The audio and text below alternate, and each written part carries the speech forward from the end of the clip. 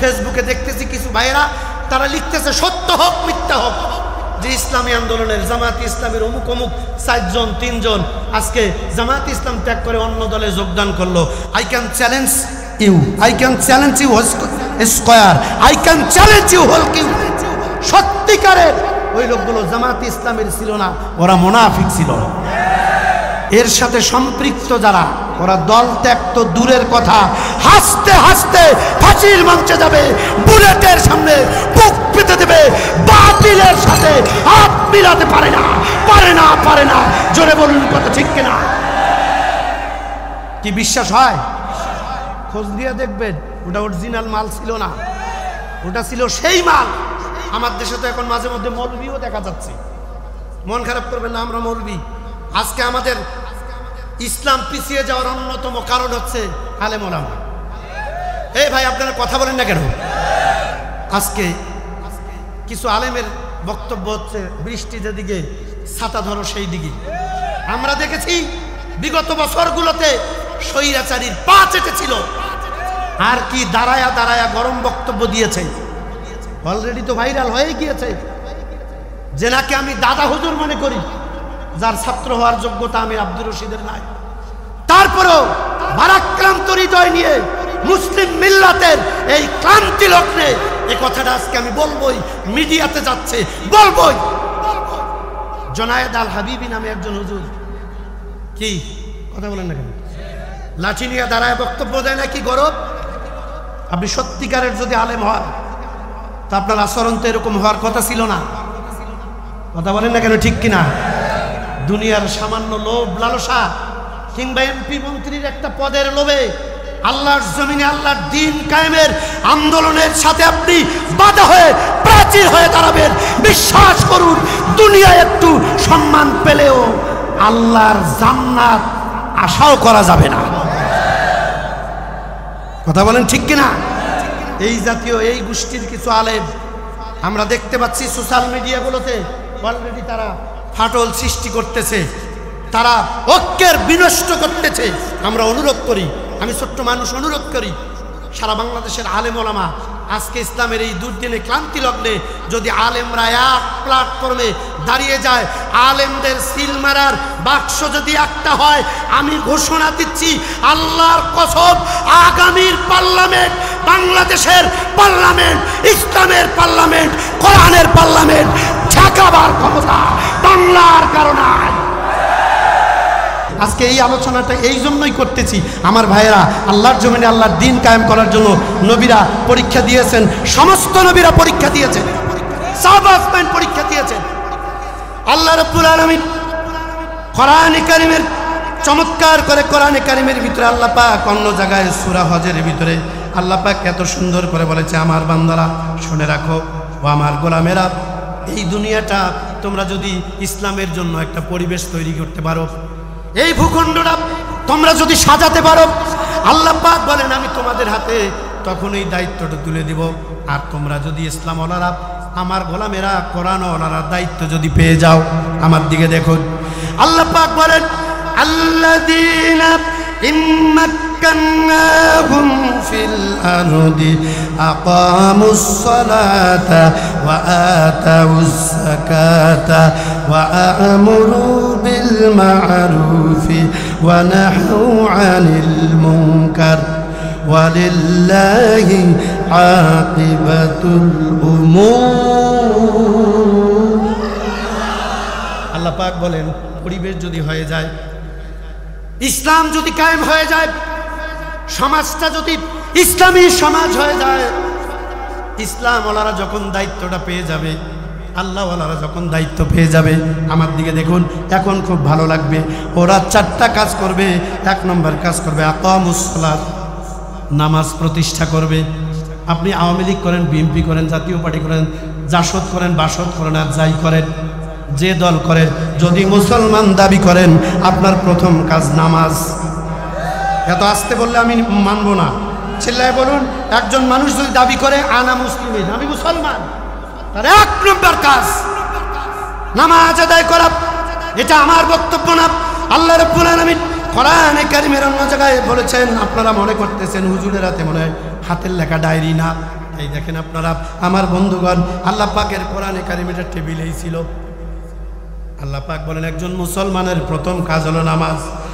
কোরআনে কারিমের ভিতরে আল্লাহ পাক বলেন আল্লাযীনা ইউমিনুনা বিল গায়বি ওয়া ইউকিমুনাস সালাত। আল্লাহ পাক বলেন অদৃশ্যের প্রতি ঈমান আনার সাথে সাথে তোমার এক নম্বরের কাজ কি? না হচ্ছে না ভাই, কেমনে কথা বলি, আওয়াজ দেন না রে ভাই, কি কাজ? নামাজ। ওই জন্য আল্লাহ রাব্বুল আলামিন বলেন যারা দুনিয়া লোভী, ক্ষমতা লোভী, শুধু গাড়ির দরকার, বাড়ির দরকার, নারীর দরকার, এই সমস্ত লোক যদি ক্ষমতায় চলে যায়, দায়িত্ব পেয়ে যায়, এরা কোনোদিন নামাজ কায়েম করবে না, বরং নামাজিদেরকে ধরবে আর জেলে ভরাবে। ভাই আপনার তো দুশ্চিন্তা কেন? ভাবি নাই না দেখলে যোগাযোগ করেন, নাবি নাম্বারটা নিয়ে তো খালি গল্পও করে মাঝে মাঝে। ভালো ভালো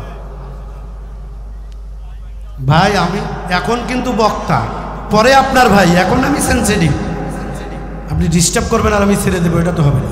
কথা ভালো করে বুঝতে হবে, ওই দিক দিয়ে কালকে করবেন হ্যাঁ বক্তা ওয়াজ করলো, আরে মিয়া কি বলতেছি এটা বোঝার জন্য। এখন এই ওয়াজটা এই ময়দানের এই সময়ে এই উপযুক্ত টাইমে এখন খুব দরকার। আল্লাহ রাব্বুল আলামিন ভালো করেই জানেন ওই চোর, ডাকাত, সন্ত্রাস, হাইজাকার, মস্তান, তাসারু, জুয়ারু, মদারু, এরকম করে ধান্দাবাজ, চান্দাবাজ যারা, এরা যদি ক্ষমতায় যায়, এরা নামাজ কায়েম করা তো দূরের কথা, নামাজিদের পিঠে আর জেলখানায় ভরাইয়া দিবে।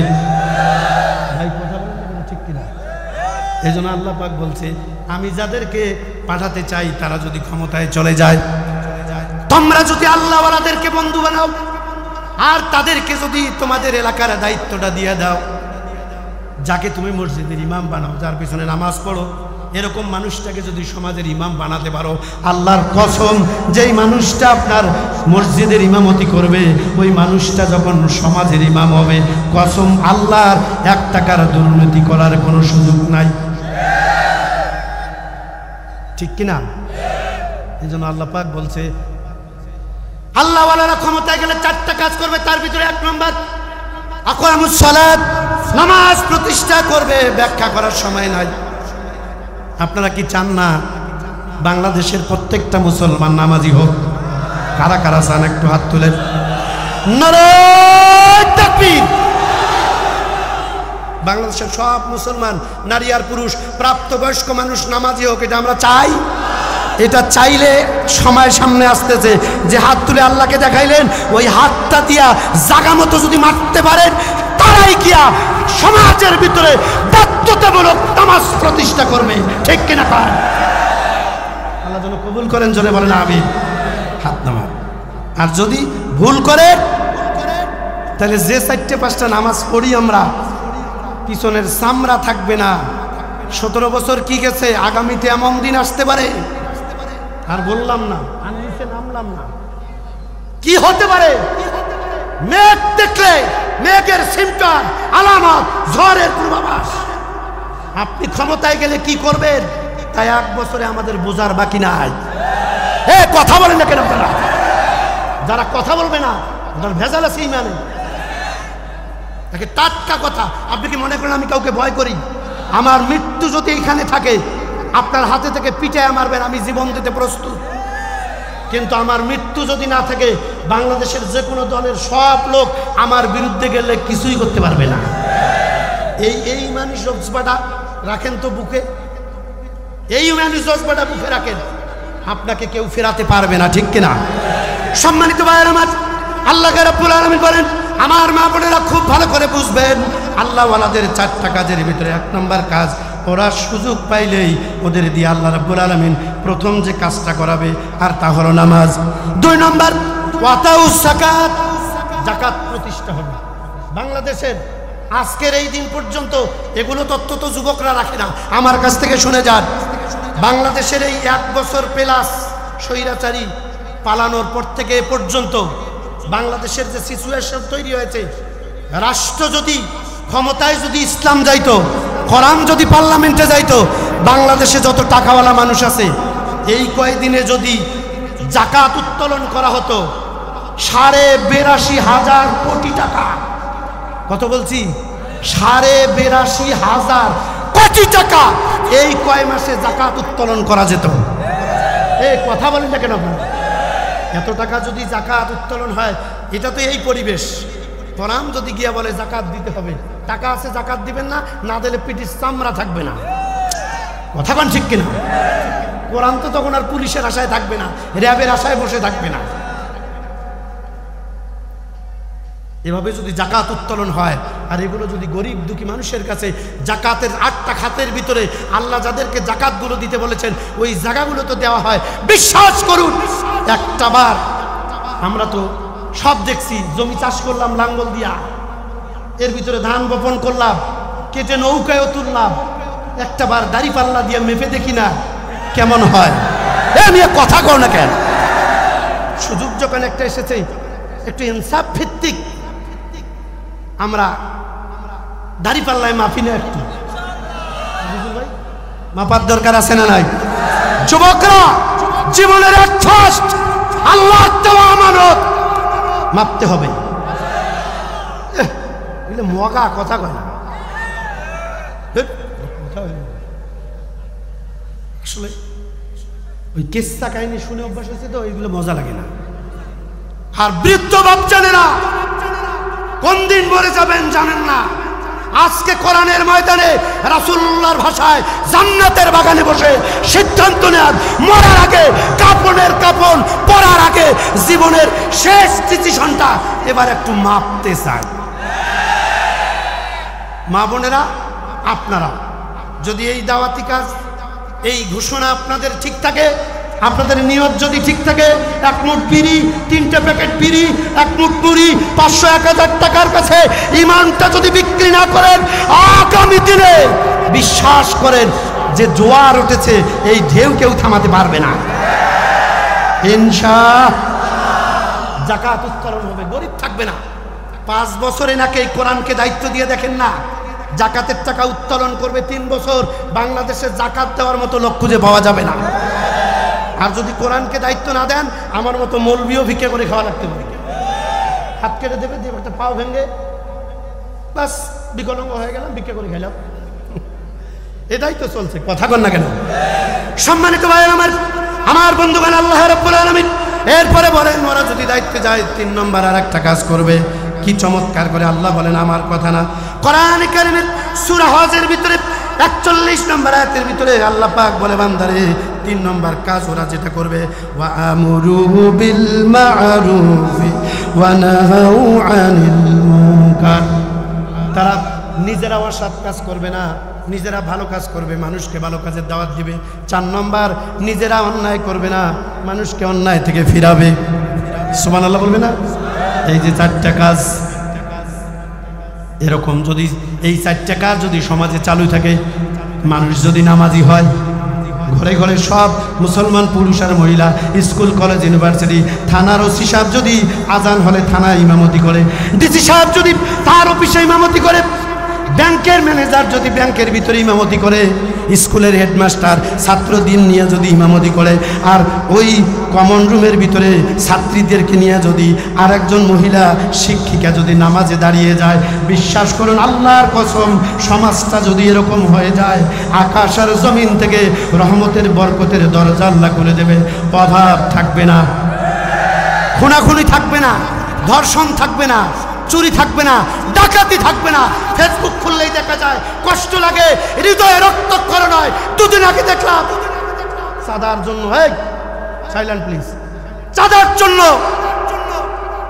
একটা পরিবারকে জিম্মি করেছে, জিম্মি করে চাঁদা দিতে অস্বীকার করেছে, পুরুষটাকে উলঙ্গ করে পিটাচ্ছে, আর তার স্ত্রী পাশেই মানুষ নামের 2 পাওয়ালা এই জানোয়ারেরা পালাক্রমে ধর্ষণ করতেছে। এরপরেও যদি মনে করেন যে আমরা ভালো থাকবো, বিশ্বাস করুন আপনার গ্যারান্টি, নিজের জীবনের গ্যারান্টি নাই। ভাই, যুবক ভাই, কথা বলেন ঠিক কিনা? সামনে এমন দিন আসতেছে, আমি বলে গেলাম, এগুলো আমার থেকে যুবকরা বেশি দেখে, ওরা তো এগুলো ভিডিও খালি খোঁজে, আর আমাদেরকে এগুলো মিডিয়া ম্যান পাঠায় যে হুজুর এটা দেখেন, এটা দেখে কথা বলতে হবে। দিল ভাইয়ের আমার সম্মানিত মা বোনেরা, বাংলাদেশের সব মানুষ যদি নামাজি হয়ে যায়, বিশ্বাস করেন ওই সমাজে আর চোর থাকবে না, ডাকাতি থাকবে না, ধর্ষণ থাকবে না, তাস জুয়া মদ গাঁজা ফেন্সিডিলিয়া বা নারী নির্যাতন ধর্ষণ। বাংলাদেশের বর্তমান করোনা ভাইরাসের থেকেও বড় ভাইরাস, এটা হলো ঘরে ঘরে পরকিয়া। কথা বল না কেন? এই তো আপডেট নিউজ, রংপুরের স্বামী অফিসে চাকরি করে, ব্যস্ত, স্ত্রীকে সময় দিতে পারে না ভালো করে, স্ত্রীকে টাইম দিতে পারে না, বেশির মন খারাপ। এই জন্য একদিন অফিস থেকে কাজগুলো তাড়াতাড়ি শেষ করে, রংপুরের টপ নিউজ, অফিসের কাজ তাড়াতাড়ি শেষ করে চিন্তা করছে বাড়িতে গিয়ে স্ত্রীকে আজকে একটু সারপ্রাইজ দিব যে তাড়াতাড়ি আসছি। হায় আল্লাহ, কাম করছে কি, তাড়াতাড়ি বাড়িতে এসে দরজা খুলে দেখে স্ত্রী তার আর এক প্রেমিক নিয়ে ঘরের ভিতরে অশ্লীল কাজে লিপ্ত। স্বামীকে স্ত্রী সারপ্রাইজ দেওয়ার জন্য আগে থেকেই রেডি। নাউজুবিল্লাহ কবেন না? শুধুমাত্র এগুলো হচ্ছে, বিশ্বাস করুন, চুরি ডাকাতি সন্ত্রাসী হাইজাকার খুনি ধর্ষণ এইসব যত আকাম কুকাম সমাজে চালু আছে, শুধু একটা কারণ, আল্লাহর কোরআনের বিধান কায়েম নাই। যদি এই কোরআন কায়েম থাকতো, কোরআনের সমাজ প্রতিষ্ঠা হইত, কোরআন যদি পার্লামেন্টে যাইতো, একজন মানুষ ধর্ষণ করার আগেই 40,000 বার আগেই স্বপ্নদোষ হয়ে যাইত। কথা কন না কেন, ঠিক কিনা? শুধু কোরআন সমাজে কায়েম নাই, মানুষের তৈরি করা আইন দিয়া এগুলো বন্ধ হবে না। একটাই কারণ, যারা আইন তৈরি করে তারাই আগে আকাম কুকাম করে। কথা কন না কেন, ঠিক কিনা? 4টা কাজ আল্লাহওয়ালারা করবে, ব্যাখ্যা দিলে খুব ভালো লাগতো ভাই, যদি নামাজের ওয়াজটাই করতে পারতাম তাতেই মন ভরে যাইত, কিন্তু ওদিকে যাব না। এই 4টা কাম কেমন মানুষকে দেওয়া দরকার দায়িত্বটা। এখন আমার দিকে আসেন, সামনে তো সময় আসতেছে, একটা দাড়ি পাল্লা দিয়া মাপার, ওজনে কম দেওয়া যাবে না, খাদ্যে ভেজাল দেওয়া যাবে না। আপনি মেপে দেওয়ার সময় কম করে দিবেন, আর মানুষের দোকান থেকে নেওয়ার সময় বেশি করে নেবেন। এই চরিত্র পাল্টা লাগবে। কেমন মানুষকে আপনি দায়িত্ব দিবেন সেটাও আমার নবীজি শিখিয়েছেন। আদর্শ, আমার নবীর আদর্শ, গভীরভাবে মনোযোগ। আল্লাহ রাসূলের ইন্তেকাল হয়ে গেল, আমার মায়েরা, আমার বোনেরা মনোযোগ দেন। আল্লাহ নবীজির ইন্তেকাল হয়ে গেল, সিদ্দিক আকবর হযরত আবু বকর সিদ্দিক রাদিয়াল্লাহু তাআলা আনহু প্রথম খলিফা হয়ে গেলেন, তিনিও ইন্তেকাল করলেন, তেনার বিদায় হয়ে গেল। দ্বিতীয় খলিফা ওমর ইবনুল খাত্তাব রাদিয়াল্লাহু তাআলা আনহু, তিনি এবার দায়িত্বে চলে গেলেন। আমার ভাইয়েরা, আমার মা বোনেরা, হযরত ওমর রাদিয়াল্লাহু তাআলা আনহু অর্ধ জাহানের খলিফা। কেমন মানুষ, কোরআনওয়ালা মানুষটা কেমন হওয়া দরকার জানার দরকার আছে না নাই? কোন মানুষটাকে আমরা নির্বাচন করব একটু জানার দরকার প্রত্যেকের আছে। আমার মা বোনেরা গভীর মনোযোগ। হযরত আবু বকর সিদ্দিক রাদিয়াল্লাহু তাআলা আনহু তেনার ইন্তেকালের পরে হযরত ওমর ফারুক রাদিয়াল্লাহু তাআলা আনহু তিনি যখন দায়িত্বে চলে গেলেন, আমার বন্ধুগণ, আমার মা বোনেরা, হযরত ওমর রাদিয়াল্লাহু তাআলা আনহু তিনি যখন অর্ধজাহানের খলিফা, অর্ধেকটা পৃথিবীর প্রধানমন্ত্রী, কান লাগান, বাংলাদেশের মতো 56,000 ভূখণ্ডের নয়, অর্ধজাহানের খলিফা। 228টি রাষ্ট্রের 50% কত হয়? 114টি রাষ্ট্র করলে যতটা এরিয়া হয়, এত বড় এরিয়ার একজন প্রধানমন্ত্রী। কি নাম? কি নাম? হযরত ওমর। নরম না গরম? আসতে বললেন কেন? নরম না গরম? শুধু গরম না, মহা। হযরত ওমর যখন প্রধানমন্ত্রী, ঠিক ওই সময় তার তদানীন্তনকালে তিনি প্রধানমন্ত্রী বিভিন্ন মিটিংয়ে যায়, অফিসে যায়, কেন্দ্রীয় মসজিদের ইমামতি করে। সুবহানাল্লাহ কবেন না? ইসলামের সিস্টেম হলো রাষ্ট্র পরিচালনার দায়িত্ব থাকবে সে, যে ওই দেশের কেন্দ্রীয় মসজিদের ইমামতি করবে সে। আর আমরা বাংলাদেশের 96% মুসলমানের দেশ, এমন মানুষকে আমরা দায়িত্বে পাঠাই যার ইমামতি করা দূরের কথা, যার মসজিদ ঝাড়ু দেওয়াও জায়েজ নাই। কথা আসতে হলো কেন? কথা বলেন ঠিক কিনা? এগুলো বুঝতে হবে। ইসলামের সিস্টেম হলো শাসন ব্যবস্থা পরিচালন করবে যে ওই রাষ্ট্রের কেন্দ্রীয় মসজিদের ইমাম হবে সে। সুবহানাল্লাহ কবেন না? এটা দেখতে কি মনে চায় না? কথা বলেন, মনে চায় না বাবারে কত কিছু দেখলাম, কত দেখলাম, এটাও একবার দেখা দরকার। আমার ভাইয়ের, আমার মা বোনেরা, এত বড় রাষ্ট্রের দায়িত্বে হযরত ওমর রাদিয়াল্লাহু তাআলা আনহু, কিন্তু তিনি প্রধানমন্ত্রী, বিভিন্ন মিটিংয়ে যান, সফরে যান, তেনার কোনো বাহন ছিল না, সাইকেল ছিল না, মোটর সাইকেল ছিল না, এরকম তেমন কোনো বাহন ছিল না, কোনো গাড়ি ছিল না। আর একটু যদি চিন্তা করেন, বাস্তবতায় যদি আমি নিয়ে যাই, গত 17 বছরের কথাই যদি একটু বলি, আমার দেশে 400 ভোট, দিনের বেলার ভোট, রাইতত নিয়া 400 ভোটের মেম্বার। আগে একটা সাইকেল চালাইতো, সামনের চাকা যাইতো ভুল্লারহাট, পিছনের চাকা যাইতো হলো মুন্সিরহাট। দেখ কথা কর না কেন, আমি কি কোথায় ওয়াজ করতে আসলাম ভাই? কথা কি আমার বুঝতেছেন আপনারা? কথাটা কি বলতে চাচ্ছি? আমরা বিগত 17 বছর দেখেছি, মেম্বার হওয়ার আগে বাইসাইকেল ছিল, যার সামনের চাকা যাইতো বুল্লারহাট দিয়া, পিছনের চাকা যায় মুন্সিরহাট। তার মানে সাইকেল কেমন ছিল বোঝার বাকি আছে। কিন্তু 400 মাত্র ভোট, তাও দিনের কাম আমরা রাইতোতে কমপ্লিট করি, রেডি। আর কথা কর না কেন? এরকম মেম্বার আমরা দেখছি রাতারাত পালসার খালি ধাঁধা করে উড়ায়, পেট খালি সামনে বাড়ে। আরে কথা কর না রে ভাই। এটার কারণ তো আমরা এতদিন পরে বুঝছি, এই জন্য আর এই সুযোগ দেওয়া যাবে।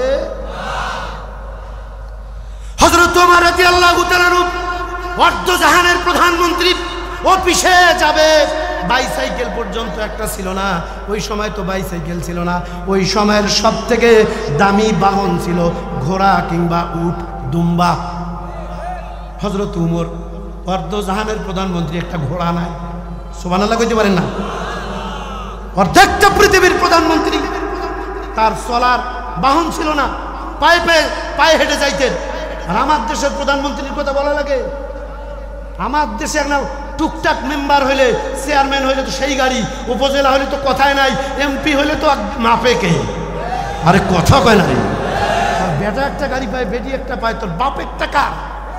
এই দিন শেষ।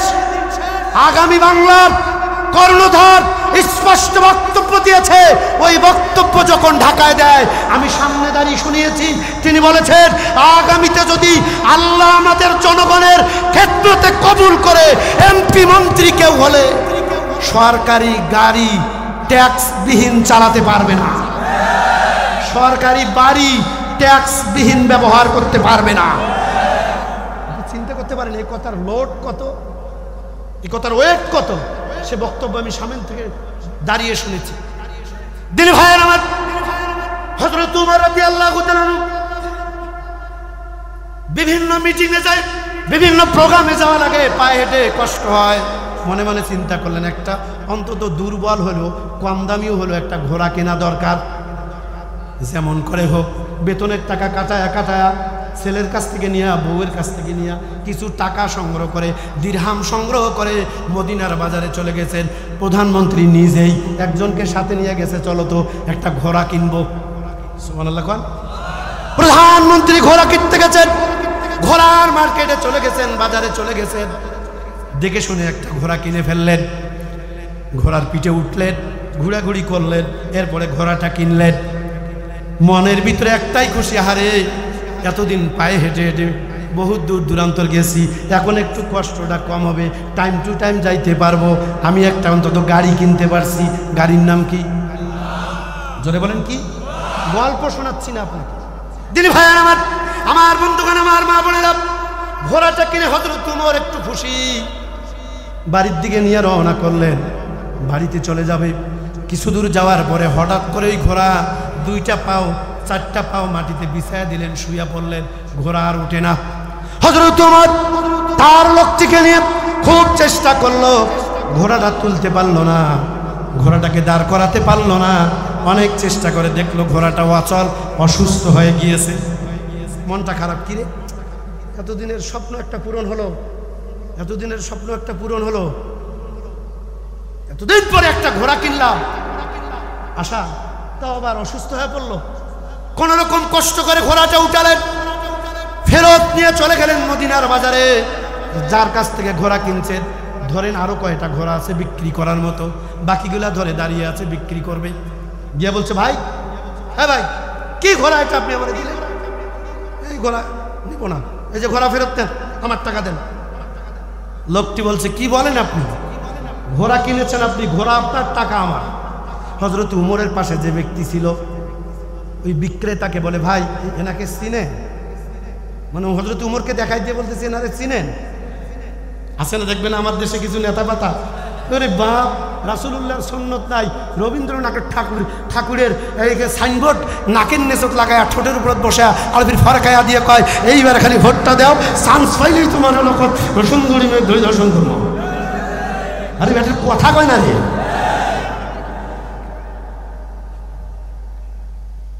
দেখা দিচ্ছে এনারে চিনো নাকি? ঘোড়া বিক্রেতা বলছে আমি ওনারে চিনি না, উনি যে অর্ধজানের খলিফা হযরত উমর। ঘোড়া বিক্রেতা কিন্তু চেনে নাই। সাথের লোকটা বলছেন ওনারে চিনছেন, উনি কে? বলছে আমি চিনি না।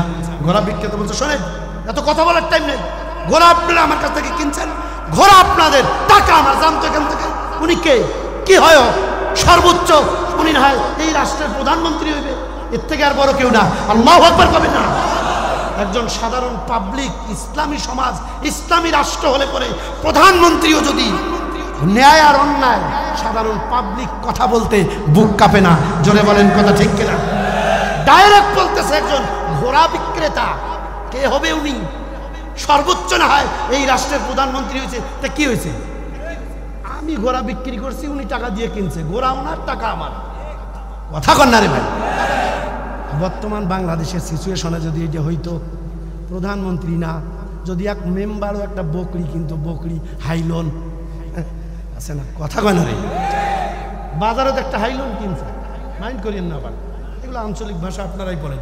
বকরি কেনার পরে কিছু দূর যাওয়ার পরে যদি এই বকরি হাঁটতে না পারে, শুয়ে পড়ে, ম্যা ম্যা করে, এটা যদি আবার ফেরত নিয়ে আসে, ভাই আমি তোর বকরি নেবো না, টাকা দে। যদি কয় না দেবো না, আমার তো মনে হয় দাঁতের চাপার 32টা দাঁত 36টায় জাহান্নামে থাকবে। আরে কথা কর না, কে থাপড়াইবে? পাশের যেটা চেলা চামচা ওইটাই থাপড়াই, কয় মনে থাক চিনিস 300 ভোট রাইতর দিয়ে মেম্বার বানাস। কথা কর না কেন? চিনিস তার বকরি তুই ফেরত দিবি না?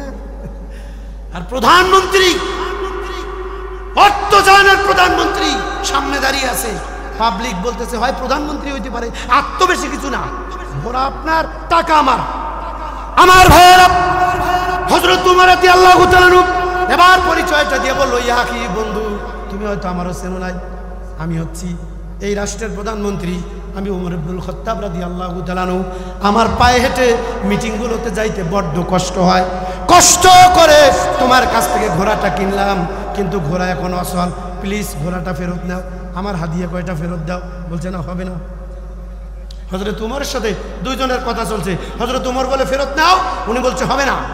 আর আমার দেশ হলে তো দাঁতের চাপা থাকতো না। কথা বলে ঠিক কিনা?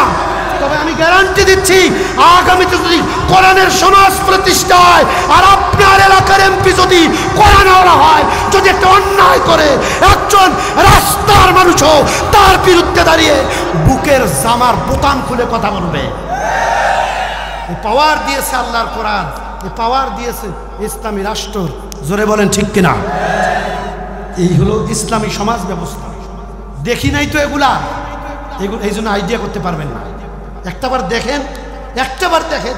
ওগো মা, ওগো বোন, হাত জোর করে অনুরোধ করছি, একটাবার দেখি তো কোরআন গেলে পরে কেমন হয় সমাজটা, দিন কেমনে হয়, রাত কেমনে হয়, মানুষ কেমনে চলে, ব্যবসা কেমনে হয়।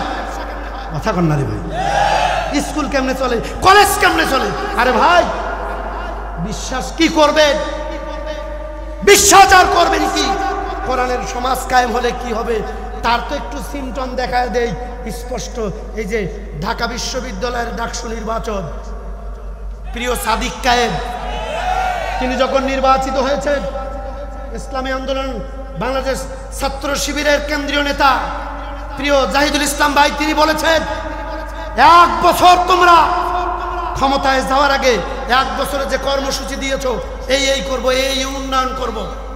জাহিদুল ইসলাম ভাই ডাকসু নির্বাচনের নির্বাচিত প্রিয় ভাই, সাদিক কায়েমকে বলেছে 5 মাসের মধ্যে ওয়াদাকৃত সব কাজ সুসম্পন্ন করতে হবে, আর বাকি 7 মাস কাজ করে বোনাস দেখাতে হবে। অলরেডি তো কাজের বন্যা বয়ে যাচ্ছে, এ দেখে তো আবার অনেকেই আগের থেকে হার্ট অ্যাটাক করে মরতেছে। কথা বলে ঠিক কিনা?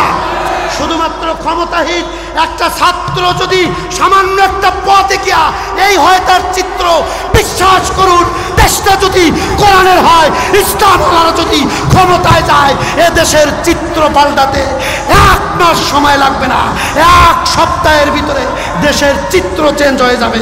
জোরে বলুন ঠিক কিনা?